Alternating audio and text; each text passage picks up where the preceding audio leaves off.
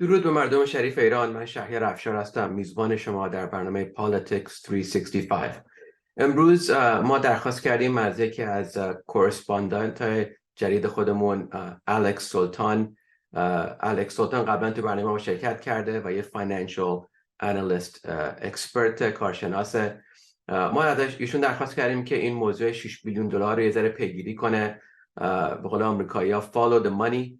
و واقعا این وضعیت این 6 بیلیون دلار کجاست، مخصوصا با توجه به حوادث وحشتناکی که در اسرائیل تازگی پیش اومده. این 6 بیلیون دلار میدونیم که به اصطلاح فروزن شده در اسکرو اکانت قطر، اما واقعا از کجا اومد، کجا داره میره و وضعیتش چیه؟ ما هرچی که خب از کاخ سفید نگاه میکنیم میگن که هیچ $1 از این پول خرج نشده. خب میبینیم از دوستمون الکس سلطان میپرسیم و این سوالا رو الکس واسه ما جواب میده. قبل از اینکه بریم به برنامه الکس، فقط دو تا به اصطلاح موضوع پابلیک سرویس اناونسمنت میخواستم به توجه شما برسونم. اولا دوستانمون از Empower Women Media یه برنامه تهیه دیدن در سیتی کانسل وست هالیوود در نوامبر 28 6 p.m. 6 شب در خود چمبر وست هالیوود با شهردار وست هالیوود سفی شاین یه برنامه تهیه دیدن. It's a Human Rights Speaker Series و چند تا از کارشناسای حقوق بشر صحبت میکنن و واقعا یه مجلسی که اگه ممکنه اگه طرفای لس آنجلس باشین، اون شب ترافیک زیاد بد نباشه لس آنجلس، 6 خودتون رو برسونید به وست هالیوود و در این برنامه مجانی رایگان شرکت کنین. خب بریم دنبال اصل قضیه. الکس سلطان، take it away. Thank you, Shahriar. Happy to join Politics 365 as a freelance financial correspondent who will track new development, analyze them, report any updates on this platform. So if anybody wants us to analyze any financial or political issues, we'll follow the money wherever it leads. But first, allow me to introduce myself. I go by Persian Sultan. I have over a decade experience in international finance, corporate finance, global markets, and foreign exchange markets. Today, I would like to discuss with you Hamas, more particularly its connection with the Islamic Republic of Iran. I will bring to your attention is a long-standing relationship of Iran supporting them financially, militarily, and globally. Now, before we go into that detail, I would like to give you a brief description, history of who Hamas is and where they came from. To start, Hamas is a Palestinian organization that emerged in the late 20th century. It was founded in 1987 during a period of heightened Palestinian-Israeli tension, known famously as the First Intifada. Now, Hamas originated as an offshoot of the Muslim Brotherhood, a pan-Islamic organization out of Egypt. Initially, Hamas sought to combine provisions of social service with the promotion of extreme Islamic law. Over time, its mission evolved, gaining a political dimension aimed at contesting Israeli occupation and settlements in Palestinian territories. In 2006, a significant development occurred with Hamas. They won a Palestinian election and emerged victorious. This victory led to their political control over the Gaza Strip after a violent conflict with Fatah. Fatah is the party of the Palestinian Authority, making Hamas a key political player in that region. Now, the international community's response was very mixed. Obviously, there are organizations and communities that recognize Hamas as a legitimate political power, and while others, such as the United States, European Union, and Israel, designates them as a terrorist organization. This is predominantly due to its refusal to recognize Israel's sovereign state and its engagement in armed resistance. So, there is a change in the political landscape in which Hamas operates. It's often shaped by its sustained relationship with Fatah and the ongoing Israeli-Palestinian conflict. Despite several attempts at reconciliation and forming a unity government, tensions between Hamas and Fatah persist, impacting the broader quest of the Palestinian statehood.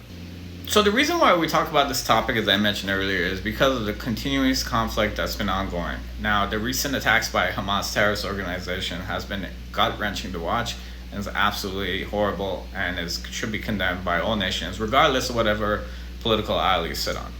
That being said, here's a few clips of what has been happening and has happened, and viewer discretion is advised. This is terrifying footage showing the moment a student who attended a desert rave was snatched by Hamas terrorists last night. 25-year-old Noah Argamani was kidnapped yesterday, with video showing her sitting on the back of a militant's motorcycle with her outstretched arms pointing towards her helpless boyfriend, pleading for her life as the gunman speeds off. Noah hasn't been seen since. Her boyfriend, Avi Nathan, distraught and helpless, is left behind in the desert. He too is missing. A sudden invasion by the Hamas group has already left at least 482 people dead and another 3,200 injured. In less than one day, dozens more are said to have been kidnapped and driven across the border into the Gaza Strip. This video, filmed by a CNN producer on a highway near Tel Aviv's Ben Gurion airport, shows people getting out their cars and diving for cover on the ground, as black cloud from a huge explosion can be seen nearby. In the background, you can hear sirens warning of incoming rockets. It was at around noon local time, just over 2 days after Hamas attacked Israel, and the sirens sounded in Tel Aviv and Jerusalem. Hamas confirmed it fired rockets on the two cities in a post on Telegram. We have some really disturbing new information out of Israel. The Israeli Prime Minister's spokesman just confirmed babies and toddlers were found with their heads decapitated. We had been hearing reports that this had happened, but now we are getting this confirmed directly from the Israeli Prime Minister's office that babies and toddlers did have their heads decapitated by these terrorists when they came into Kfar Aza. This is a small kibbutz near the northern part of the Gaza Strip. When any Israeli hears about, innocent lives like this being taken in such a brutal fashion, this is why I think we're hearing the rhetoric from the Israeli military and from the Israeli government, the likes of which I have never heard before. So there you have an understanding of the recent conflict and the amount of aggressive, barbaric violence that the Hamas terrorist organization has implemented.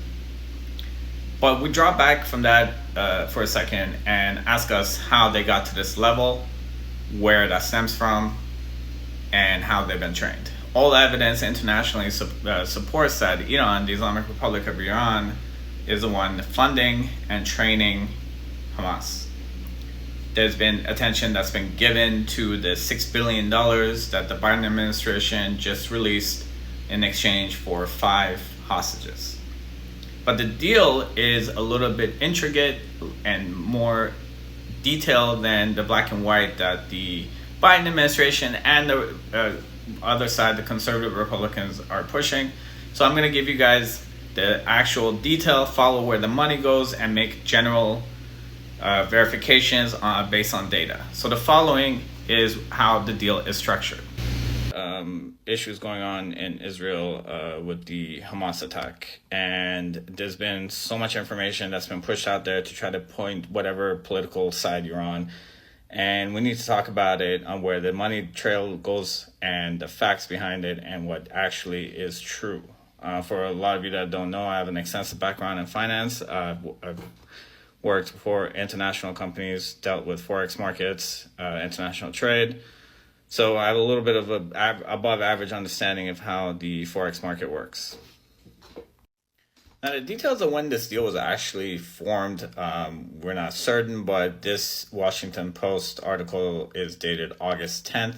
So let's say about mid-August is when the deal was formulating and they all agreed, and the news articles either picked it up or it was leaked. So let's try to follow the timeline and then detail the what is accurate and what is not accurate about what's being said. But first, let's talk about what this actual money is. It was $6 billion held at a South Korean bank because South Korea bought some oil from Iran during the Trump administration, and there was sanctions implemented. South Korea, then money was frozen because it is American funds, so the Treasury at that point can issue sanctions. Now, we're going to talk about the money issue, like what currency is used, in a minute, but then the money was held. Now, Iran has, as always, as they do, they held American citizens or Iranian American citizens, and the Biden administration agreed to release those funds in exchange for the five hostages. So the United States said that they will release the funds. And the way they're going to release it is that they will agree for South Korea to transfer the funds to Switzerland and then eventually settle at Qatar, at a Qatari bank. And the idea behind the deal is that they were going to, only for humanitarian aid through vetted vendors and third-party suppliers and so on. And then it was going to get transferred to Iran, whatever aid was purchased in this deal. What is your expectation of its use? We're told that it's for humanitarian purposes, food and medicine. Do you believe you have the right to use that money in any way that you see fit?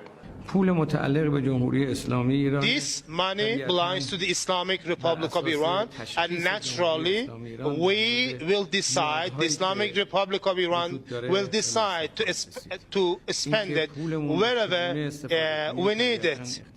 So if I hear you clearly, that it will be used for more than humanitarian purposes in your view? Humanitarian means whatever the Iranian people needs. So this money will be budgeted for those needs. And the needs of the Iranian people. Was President Raisi, the president of the Islamic Republic, and he had an interview with a American news anchor, and he blatantly just said, no, we're going to decide what we want to spend the money on. The Islamic Republic will decide what they spend the money on the humanitarian aid. And this is from the president of Iran, and this completely contradicts what the Biden administration has been saying, which is this. Money. He's wrong. How are you going to guarantee that? Because once the money's fungible, so once it's released. No, ma'am. It's not fungible. He's just wrong. He's just flat out wrong.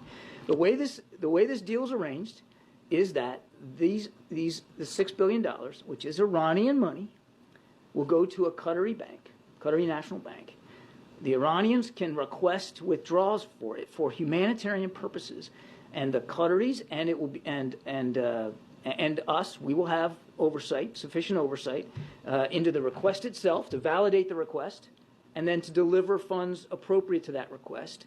The money will then go to qualified vendors to purchase and deliver the food, the medical supplies into Iran. So it will go directly to aid organizations or appropriate relevant organizations inside Iran so that the Iranian people can benefit from it. And that's an important point too. While we certainly have issues with the regime, we don't have issues with the Iranian people. And this funding... So the deal, this article dated September 11th, said the Biden administration formed Congress on Monday. So basically that week that they did the deal. And John Kirby, I believe his name is, gave you the detail of how the deal is structured. And you had a contradictory statement from the president of Iran, Raisi. Now, you can argue the president of Iran doesn't know what he's talking about, or he's just, lying about it. But what this clip that I showed you of John Kirby gives us a little bit of insight on how to follow this deal and how to then poke holes in how this actually will not happen. But first, there's something that I realize that it's really difficult to pull from American news articles, and they're failing to point out one thing that I think pokes a hole in the Biden's approach. Okay, so this is a little bit of a weird situation because you can't find this if you do a Google search to get the details of the $6 billion Iran deal. I've gone through articles to try to pinpoint from the details, and you can't. What it does tell you is sidesteps this point. And if you read these articles, it says through transfers it goes to a bank in Qatar. But what they're not telling you is that this is from Iran International. Now, I want you to pay attention to this name, Mohammad Reza Farzin. He's the chief of the Iranian central banking system. And he announced that $6 billion of American dollars through South Korea and through Switzerland is going to be transferred over to euro, which equates to about 5.7 billion. Now, why would they want to transfer it to euros? It's very simple. The United States controls the American dollar. The American dollar is a world currency. When the Treasury issues sanctions, anywhere in the world that it has a transaction that uses the greenback, it's going to be frozen. That's what happened in South Korea. The money was an American dollar. Treasury issued a sanction. The money was frozen because legally they can't touch it. But when you transfer it to euros, the American Treasury, the Treasury Department has no control over euros. Then they have to work with the European Union to issue sanctions or wherever. But the way that this deal was structured is that the Qatari bank that it sits in will give updates, will go through monthly processes or whatever that goes vetted. But that's a hole in this logic because the American currency is controlled by the Treasury, but the Treasury does not control the euro. So that's one. But there's another point that I think is worth mentioning. So I'm going to move myself out of here. So this is a newspaper from Qatar, and this article is dated September 28th. Now, as you mentioned, as you may recall earlier in my video, it was about late August, mid-August that this deal was finally opened to public, and then in early September, they issued a temporary relief of the sanctions to be moved over to Qatar. Now, September 28th, this gentleman right there is Mohammed Reza Farzin. And the gentleman sitting beside him is the governor of Qatari Central Bank, so his equivalent. So they meet almost on a monthly or every couple of months to discuss bilateral discussions between the two, bilateral economic discussions between the two nations, particularly in the banking field. So there's a little bit of a coincidence in there. I don't think things like this happen on a coincidence, but ever since the relations between Qatar and Iran have been eased, they've been meeting regularly to issue new trades, economic relief on both sides, and particularly in the financial and banking fields. So finally, if I'm a business owner, I'm a mullah, I'm part of the Islamic regime because every business of some sort, large-scale international business, is somehow controlled indirectly or directly by the Islamic regime. I purchase goods, food for humanitarian aid. Once that food comes in, I get paid. I put that money into the Islamic regime. I take maybe a tiny percentage of it, and that money gets funneled up. Now imagine large-scale international purchases, multi-million dollars. Eventually that money is going to get eaten up, and 95% of it is going to go to the Islamic regime. The economy in Iran does not work in the way you think it works. It's incredibly corrupt, and everything gets funneled through the Islamic regime. So do not believe everything you hear, regardless of whatever political side you sit on, and verify information. Now let's quickly discuss the history between the two Islamic Republic of Iran and Hamas itself.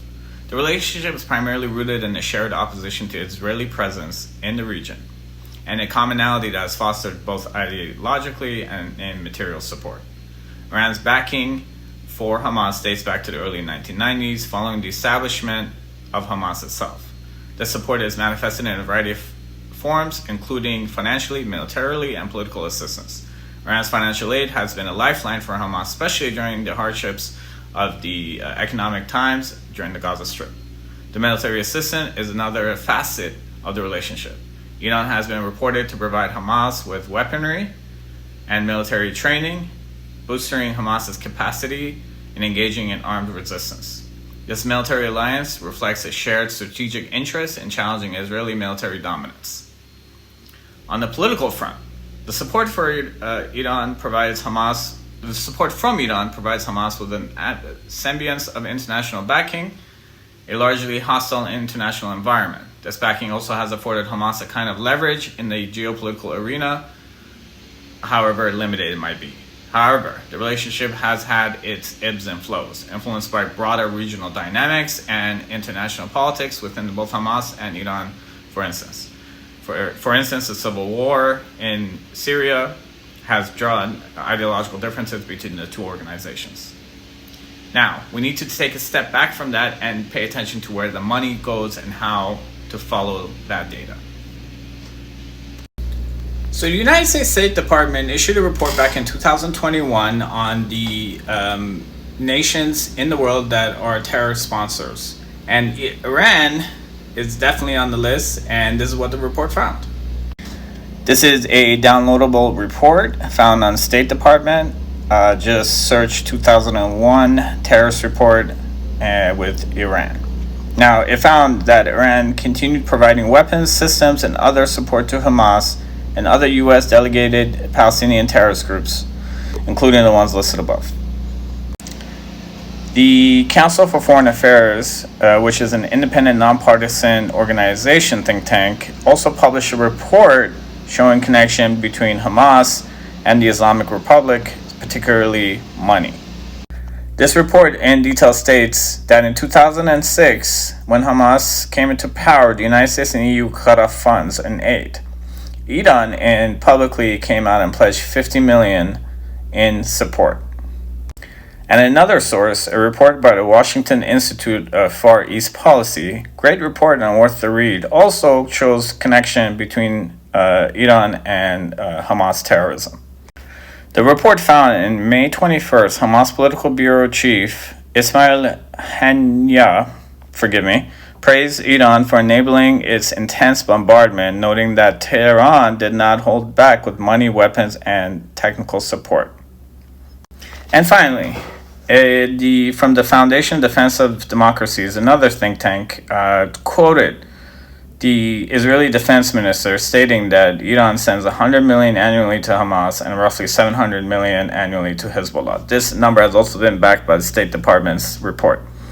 So there's been multiple sources that have proven this fact, and we need to draw attention to it. So, Shai, as you can see, there is a lot of evidence to support the direct connection with the Islamic Republic and Hamas, how they aided them financially and militarily. For more detail and continuing discussions, please follow me on my social media on Persian_Sultan, that's with the U. And thank you, Shaya. Back to you.